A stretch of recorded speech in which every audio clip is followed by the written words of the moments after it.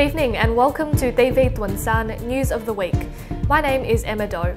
In what's making headlines this week, local comedian Diana Nguyen set to make a comedy web series about a Vietnamese Australian family.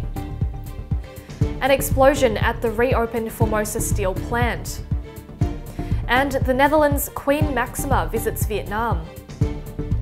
In this week's top story, a dust explosion at the Formosa steel plant in Hà Tĩnh province is the latest concern to arise for the Taiwanese-based company. On Monday this week, the $11 billion steel plant restarted operations after meeting requirements from the government to test run its blast furnace. But 2 days later, a piece of equipment which collects dust at the plant exploded.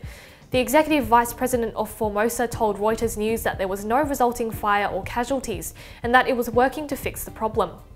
Until Monday, work at the steel plant had been on hiatus since April last year, when the plant accidentally released toxic wastewater into 200 kilometres of coastline. The ensuing environmental disaster severely impacted the economic livelihoods of fishing families and devastated seafood populations. A year on, the Vietnamese government is maintaining its ban on deep water fishing across the 4 central provinces affected by the spill. Formosa has paid $500 million in compensation to the Vietnamese government, but there have been ongoing public protests against both the company and the government's distribution of the compensation. Formosa is still proceeding with test runs at the reopened plant and has told Vietnamese authorities it would ensure a safe test run within 15 days. Courts in Vietnam have sentenced 6 men to death for drug-related offences in 2 separate cases. According to state-run newspaper Tvts, ringleader Phan Đình Tuấn and 4 other men were convicted by a court in the central province of Nghệ An on Tuesday. They were sentenced on charges of trafficking 102 kilograms of heroin. Tuấn was found guilty of masterminding parts of the ring's operations from his prison cell with a smuggled mobile phone. Meanwhile, another man was sentenced to death by a court in the southern province of Dong Nai for transporting 14 kilograms of methamphetamines. The Vietnamese Prime Minister Nguyen Xuân Phúc yesterday arrived at the White House to talk business with US President Donald Trump. The 2 leaders discussed their countries' trade deals, including a $5.5 billion deal for Vietnam with the General Electric company. GE's deal will see the company build a power plant in Vietnam and provide aircrafts for the Vietjet aviation company. On Tuesday, the Vietnamese Trade Minister addressed a number of economic concerns with the US Trade Representative Robert Lighthizer, including speeding up import licenses for Vietnamese fruit and anti-dumping measures on Vietnamese products. Vietnam has been eager to work out trade with the US since President Trump ditched the Trans-Pacific Partnership, which Vietnam was expecting to benefit from. The Vietnamese Prime Minister was the first Southeast Asian leader to visit the White House under President Trump's administration. 7 patients have died after undergoing kidney dialysis treatment at a hospital in northern Vietnam. It's reported that a group of 18 patients receiving routine dialysis were rushed to the emergency room at Hòa Bình Province General Hospital after suffering from suspected anaphylactic shock. According to BBC, 6 patients died on Monday afternoon and another later that night. 1 woman is in intensive care while the remaining 10 patients have been transferred to another hospital in Hanoi, where they remain in stable condition. Vietnam's health ministry has launched a criminal investigation into the matter. Google's parent company Alphabet has announced it will work with the Vietnamese government to remove content that the Vietnamese authorities deem offensive and anti-government. The announcement made earlier this week followed a meeting between Alphabet chairman Eric Schmidt and Vietnamese Prime Minister Nguyen Xuân Phúc. Earlier this year, Vietnam urged companies doing business in the country to stop advertising on YouTube, Facebook, and other social media until those platforms stopped allowing the posting of anti-government content. Companies with high investments in Vietnam, including Unilever, Ford, and Yamaha, all agreed to suspend their YouTube advertising.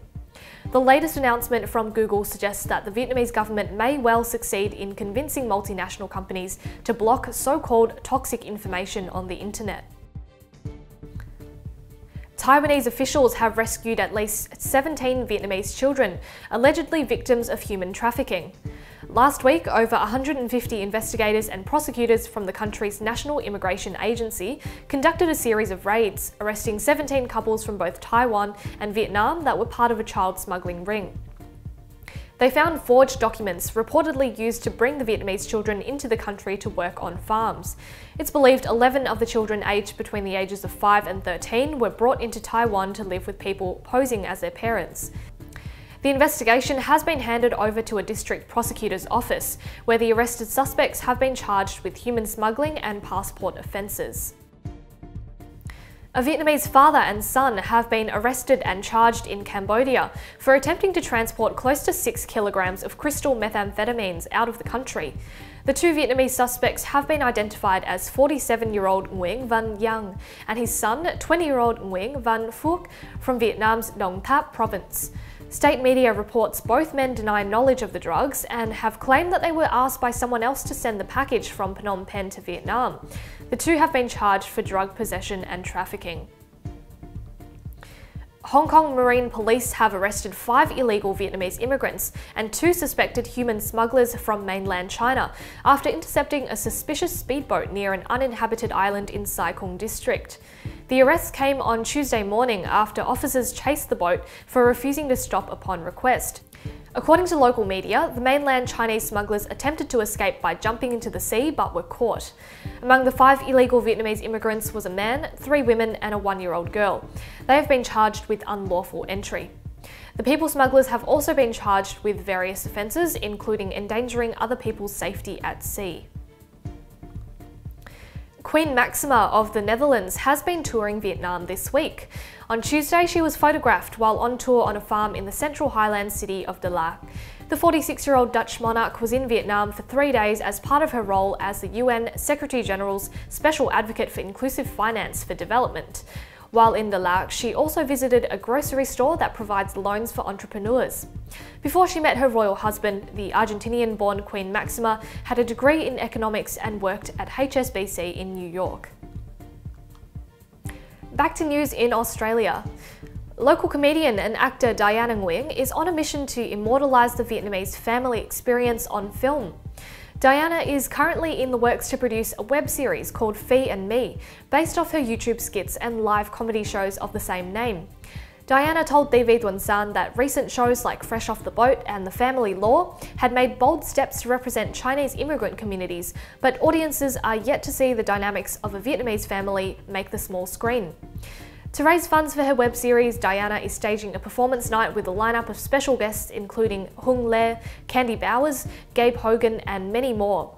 The night will take place on Wednesday the 7th of June at the Bella Union in Carlton. Funds from the night will also be directed into a Phi and Me show at the Edinburgh Fringe Festival in August this year. You can find all the details about the shows and the link to Phi and Me's possible crowdfunding page on our website. There's also a special promotional ticket price just for TV Tuần-san viewers, which you can find on the same page. That's all from TV Tuần-san News of the Week. For more stories, you can follow TV Tuần-san at tvtsonline.com.au and Facebook at TV Tuần-san. I'm Emma Doe, thank you so much for watching and I look forward to your company at the same time next week.